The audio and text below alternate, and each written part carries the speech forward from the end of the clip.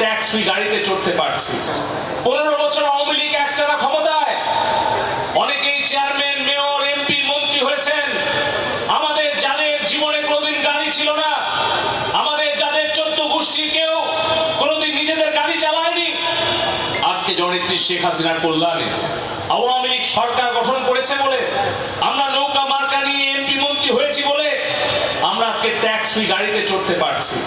সেই গাড়ি, সেই বাড়ি, সেই অফিস, এই সকল কিছুর উপরে আমি মনে করি, আমি বিশ্বাস করি আমার আওয়ামী লীগের তৃণমূলের নেতা কর্মীদের হক রয়েছে, অধিকার রয়েছে আমাদের এই দলের এবং এই সরকারের, আমাদের এই নেতাদের নেতৃত্বের এবং যত কিছু অর্জন রয়েছে তার উপরে।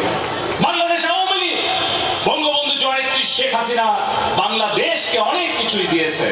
আমাদের দায়িত্ব আওয়ামী লীগের কর্মী হিসেবে জননেত্রী শেখ হাসিনাকে, আওয়ামী লীগকে, বঙ্গবন্ধুকে অনেক কিছুই দেওয়া। আমরা যদি নিজেরা একটু খেয়াল করি, আজকে আমার এই সিংড়ার ঠিকানা, বাড়ির ঠিকানা আপনারা জানেন, কিন্তু আপনারা জানেন যে ঢাকায় আমাকে একটা সরকার বাড়ি দিয়েছে থাকার জন্য। সেটা অনেকে আপনারা গিয়েছেন, অনেকে জাননি, পার্লামেন্টের ভেতরে B5 আবাসিক এরিয়া। কিন্তু যখন আমি পাসপোর্টে লিখি আমার একটা অস্থায়ী ঠিকানা, বর্তমান ঠিকানা হচ্ছে B5 ওই পার্লামেন্টে, যেটা মন্ত্রী হিসেবে আমি থাকার জন্য পেয়েছি। আমি দেখি স্থায়ী ঠিকানা এই 670 কলেজ পাড়া, সিংড়া পৌরসভা, আমার জন্মস্থান, আমার জন্মভূমি।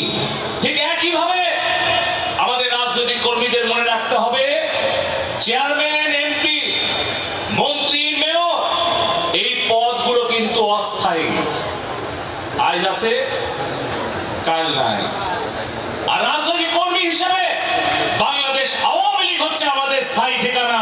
তাই স্থায়ী ঠিকানাটা আর একটু ভালোভাবে যত্ন গ্রহণ করতে হবে।